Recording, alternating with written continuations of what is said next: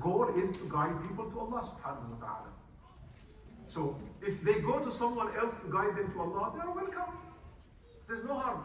When we put in our mind that the goal is we want to build a group, then we got into politics. And politics is a source of destruction, unfortunately. So, because in politics, you know the definition of politics. In politics, there's no permanent friends, no permanent enemies, permanent interests, which is totally against principles of religion. So anyway, so this is why our goal is not to build the groups. Our goal is not to have bigger numbers. Our goal is to convey guidance to whoever would benefit from it. They'll take it, they embrace it, we're happy. They don't, فلا تذهب نفسك عليهم حسرات. Do not feel sorry after they leave. Or we have various springs. Every spring has its own taste. Why? Because people want different tastes. To some people, some drinks do not appeal to them. They go and look for other drinks.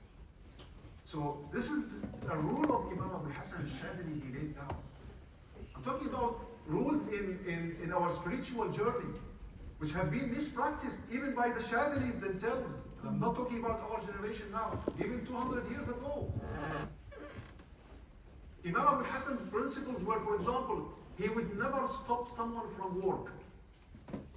If someone has a job and wants to reach Allah, he comes to the Zawiyah. So in later generations, they would tell him to leave his job and stay in the Zawiyah for a number of years.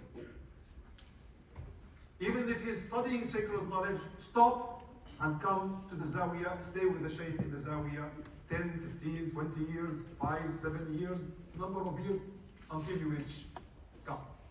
Imam Abu Hassan's way was not this. He would not let people interrupt their normal lives. Because he was so clever, so much gifted from Allah subhanahu wa ta'ala, of course, in giving the right approach to every person. You can reach Allah in a much easier way when you don't have to suffer from luxuries you've abandoned in this life. Okay, stay in luxuries. My job is to let your heart be detached from these luxuries, not your body. Which is the reality of zuhd, asceticism. The reality of it actually is achieved in the Shadili way.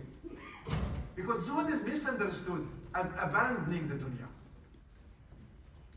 Muslims failed and became very weak and defeated in the Muslim world when they misunderstood zuhd. But early Muslims, to the time of Imam Abu Hassan, many centuries back, no, did not misunderstand zuhd. Zuhd is not abandoning luxuries of this life. Zuhd is not abandoning jobs or top positions or wealth or anything. Zuhd is taking these things out of your heart. Your heart should be devoted to God. As Shamsuddin al-Hanafi says in his Diwan al-Haqa'iq, a manuscript in Egypt, the National Library in Egypt, فَإِنَّ قَلْبِي بَيْتٌ لِرَبِّي تَطُوفُ مِنْ حَوْلِهِ الْقُلُوبُ. My heart has become a house of my Lord. Other hearts are just circumambulating it. Make your heart house of Allah subhanahu wa ta'ala, rather than house of dunya. Don't worry. I usually quote the story of Al-Kisai. Imam Al-Kisai is a great scholar of the